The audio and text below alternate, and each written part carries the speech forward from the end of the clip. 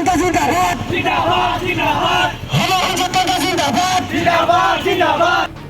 आसाम सरकार हाय हाय सोलोंथाइ बिफान खामानि गैया आसाम सरकार मुर्दाबाद AASU जिंदाबाद गावनि बिमानि रावजों फरायनो मोननांगौ दाबिखौ लानानै साइकेल रेली दुलाराय आसाम फरायसा आफादनि बिथोन बायदियै बे रेलीखौ लानाय जादों दिनै दुलाराय आसाम फरायसा आफादनि बिथोन बायदियै आसाम सरकारा सानखान्थि आरो बिगियान आयदाखौ इंराजि बिजोंजों फरायनांगौ बिथोननि हेंथायै धेमाजि जिल्ला मोनबा आन्सलिक आसाम फरायसा आफादा साइकेल रेली हाबाफारि लादों जनाय शहीद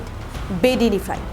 जागायनानै आसाम सरकार हाय हाय सोलोंथाइ बिफान खामानि गैया आसाम सरकार मुर्दाबाद AASU जिंदाबाद बायदि बायदि रोखोमनि स्ल'गानजों जनाय सदरखौ गोमसार होयो जनायनिफ्राय गौतम बसुमतारीनि खौरां बड'लेण्ड बुब्लि আজি আমি সদৌ অসম ছাত্ৰ সন্থাৰ লগতে জোনাই মহকুমা ছাত্ৰ সন্থাই চাইকেল ৰেলী কাৰ্যসূচী ইয়াত হাতত লোৱা হৈছে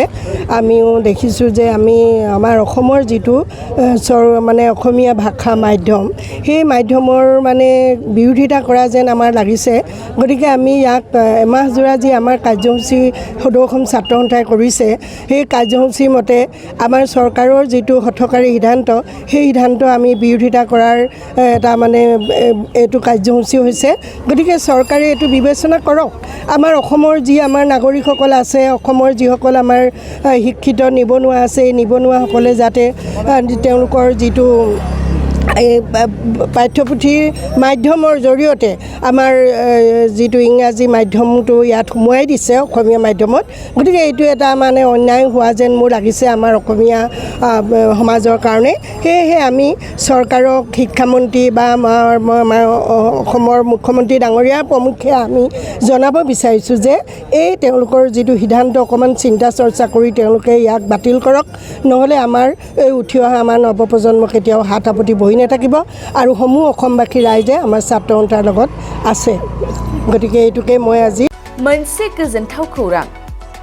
2023-24 सोलोंथाइ बोसोरनि थाखाय 11-12 थाखोनि गोदानै मुं थिसननाय लानानै फैदों बाक्सा जिल्लानि सालबारि बाजारनि साखाथियाव थानाय सेन्ट जेभियार्स इंलिश स्कुला देग्लाय बोसोरनिफ्राय सेन्ट जेभियार्स इंलिश स्कुलाव आर्ट्स आरो साइन्स आयदानि थाखाय गोदानै फरायसाफोरनि मुं थिसननाया दायो सोलिगासिनो बे फरायसालियाव मुं थिसननाया बेसेन नाङै जागोन आरो डेभेलपमेन्ट फिसा 1000 दानफ्रोमबो टिउसन फिसा 1500 रांखौ फरायसानिफ्राय लानाय जागोन बेजों लोगोसेनो जायफोर फरायसाया मेट्रिकआव 90 जौखोन्दोनि बांसिन मोननाय आरो बिपिएल कार्ड थानाय फरायसाया बेसेन नाङाजासेनो मुं थिसननो हागोन बबेखानि 80 जौखोन्दोनिफ्राय बांसिन नम्बर लानानै उथ्रिनाय आरो बिपिएल कार्ड थानाय फरायसाफ्रा मुं थिसननायाव 50 जौखोन्दो फ्रि जागोन